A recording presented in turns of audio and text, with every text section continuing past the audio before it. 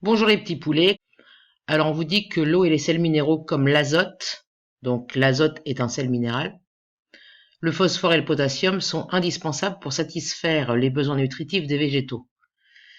Dans ce sujet, on s'intéresse au lieu de prélèvement de l'eau et des sels minéraux. Donc on va essayer de savoir où l'eau est prélevée et où les sels minéraux comme l'azote, le phosphore et le potassium sont prélevés au niveau d'un végétal. On vous rappelle donc le rôle de la feuille, le rôle de la tige essentiellement qui permet donc le transport de la sève brute et de la sève élaborée, donc autoroute de la sève pour la tige, et on vous rappelle que la racine permet d'ancrer le végétal dans le sol pour prélever l'eau et les sels minéraux. Donc là, vous avez une information. Et pour la feuille, on vous indique que la feuille capte et prélève le dioxyde de carbone pour faire de la matière organique, en particulier des sucres, grâce à la photosynthèse. Première question, recopiez le schéma ci-dessous. Donc, on parle de ce schéma-là qu'il faut recopier, et non pas le schéma précédent. Et reliez chaque substance minérale à l'organe qui la prélève, en utilisant le document 1. On vous a dit que la racine permettait de prélever l'eau et les sels minéraux. Comme dans l'énoncé, on vous dit que l'azote est un sel minéral, donc la racine prélève l'azote et l'eau. Et le dioxyde de carbone, on vous dit dans le document 1 que c'est prélevé par la feuille pour réaliser la photosynthèse. Donc voilà ce qui était à relier. Évidemment, si vous me reliez autre chose, la réponse est considérée comme fausse. Maintenant, on s'intéresse à l'absorption racinaire de la plantule. Donc la plantule, c'est une petite plante. Donc on vous met donc un schéma en fait qui vous permet de représenter une petite plantule. Alors ici vous avez les poils absorbants et donc au bout donc de la plantule, au bout de la racine de la plantule, vous avez une zone sans poils qui s'appelle zone de croissance. Alors que la zone avec les poils absorbants s'appelait la zone pilifère. Donc on va travailler donc sur des expériences qui vont permettre de vérifier que c'est bien les poils absorbants qui absorbent l'eau et les sels minéraux et que ce n'est pas la zone de croissance, puisqu'il n'y a pas de poils. On vous rappelle dans cette expérience que l'huile et l'eau ne se mélangent pas, il n'y a pas d'échange entre ces deux fluides. Vous l'avez vu donc en sciences physiques, comme l'huile est moins dense que l'eau, elle va se trouver au-dessus de l'eau. Donc ça, il faut en tenir compte pour faire votre schéma qui est demandé. L'huile ne peut pas être absorbée par la plante, mais elle n'est pas toxique, et l'huile ne contient ni eau ni sels minéraux. Donc ça, c'est important. Donc si vous mettez une plante uniquement dans l'huile, elle ne pourra pas absorber l'eau, et elle ne pourra pas absorber les sels minéraux, puisqu'en fin de compte, elle empêche tout échange. La première expérience, ici, on met la plantule donc uniquement dans l'eau, donc avec la zone de croissance dans l'eau et la zone pilifère avec les poils absorbants dans l'eau, et la plante se développe. Ça va être en fait ce qu'on appelle notre expérience témoin. Dans le tube 2, on met toute la plantule dans l'huile. Étant donné que l'huile ne permet pas à la plante d'absorber quoi que ce soit, évidemment, la plante va mourir. Et le tube 3, on met donc la plante avec sa zone pilifère dans l'eau, mais par contre sa zone de croissance dans l'huile. Le végétal s'y développe, tout simplement parce que les poils absorbants sont dans l'eau. Donc visiblement, ça ne pose pas de problème que la zone de croissance soit dans l'huile. La zone d'absorption serait, a priori, dans cette zone pilifère avec les poils absorbants. Question numéro 2. À partir des documents de A et de B, choisir parmi les trois positions suivantes l'hypothèse testée dans l'expérience précédente et recopier-la sur la copie. Hypothèse 1, la zone subéreuse absorbe l'eau et les sels minéraux. La zone subéreuse se trouve au-dessus de la zone pilifère. C'est juste en dessous des feuilles. Deuxième hypothèse, la zone de croissance absorbe l'eau et les sels minéraux. Si c'est vrai, cette hypothèse 2, dans ce cas-là, la plante, dans le tube 3, devrait se développer. Or, ce n'est pas le cas. Hypothèse 3, la zone pilifère absorbe l'eau et les sels minéraux. Zone pilifère, zone où il y a les poils absorbants. Regardons. On reprend cette expérience 3. La zone pilifère est dans l'eau. Et en fin de compte, la plante se développe, comme dans le tube témoin. Effectivement, c'est bien la zone pilifère qui permet l'absorption de l'eau et des sels minéraux. Donc, il fallait recopier l'hypothèse 3. La zone pilifère absorbe l'eau et les sels minéraux. Voilà ce qu'il fallait recopier. Question numéro 3. À partir des documents 2A et 2B, donc les expériences, les 3 expériences proposées, d'écrire sur votre copie une expérience constituée de plusieurs tubes, donc plusieurs, ça veut dire au moins 2, qui permet de tester l'hypothèse suivante. La zone de croissance est aussi une zone d'absorption d'eau et de sels minéraux. Donc je vous rappelle que la zone de croissance se trouve à l'extrémité de la racine et il n'y a pas de poils absorbants. Donc il fallait faire un tube où la zone de croissance, c'est-à-dire l'extrémité de la racine, baigne dans l'eau et le reste de la plante est dans l'huile. Et pour comparer, il faut simplement faire un tube témoin où il faut mettre toute la plante dans de l'huile. Vous avez donc 2 tubes à réaliser, avec premier tube avec la racine dont l'essentiel de la racine est dans l'huile, sauf la zone de croissance qui est dans l'eau. Et deuxième tube qui là va devenir le tube témoin, où vous avez l'ensemble de la racine avec l'extrémité zone de croissance et les poils absorbants qui sont dans l'huile. Dans les 2 cas, la plante meurt, ce qui veut dire que la zone de croissance n'est pas une zone d'absorption.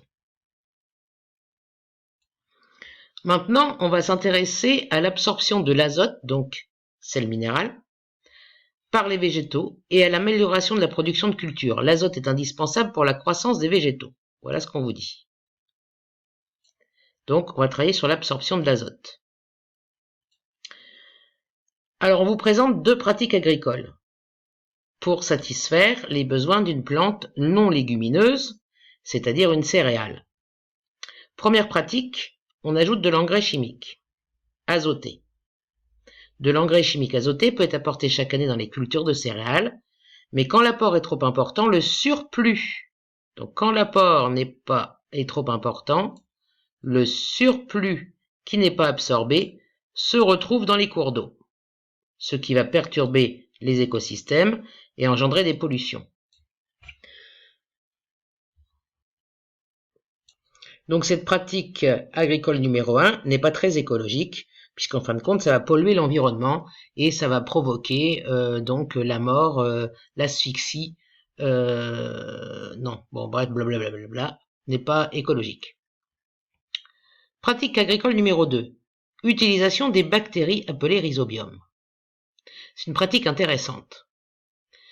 C'est une alternative à l'ajout d'engrais. Ça veut dire que ça peut permettre de remplacer la pratique agricole numéro 1.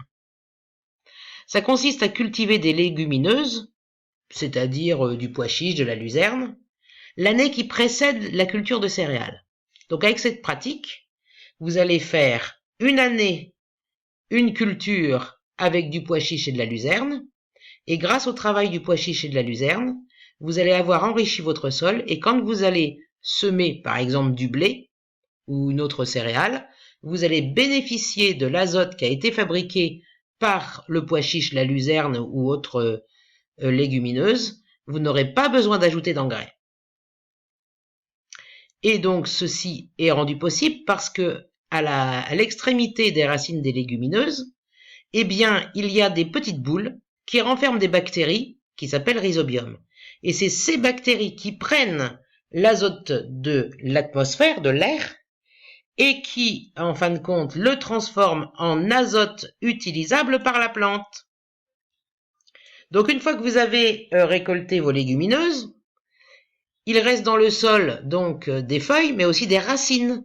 Et comme ces racines sont très très riches en azote, eh bien, quand l'ensemble va pourrir, va se dégrader, eh bien, vous allez avoir enrichi votre sol en azote naturel et donc vous pourrez cultiver sans aucun problème des céréales l'année suivante. Donc, au lieu de faire des céréales tous les ans en mettant des engrais qui coûtent très cher, là, vous faites des céréales une année sur deux. Et donc, la première année, vous allez pouvoir vendre votre pois chiche ou votre luzerne et vous n'aurez pas besoin d'acheter d'engrais chimiques pour ensuite récolter l'année suivante le blé. Donc, c'est intéressant. Alors maintenant, pourquoi c'est intéressant? Alors là, vous avez en fait un graphique qui va nous donner en fait l'intérêt de cette culture avec rhizobium par rapport à la culture, on va dire, avec les engrais chimiques.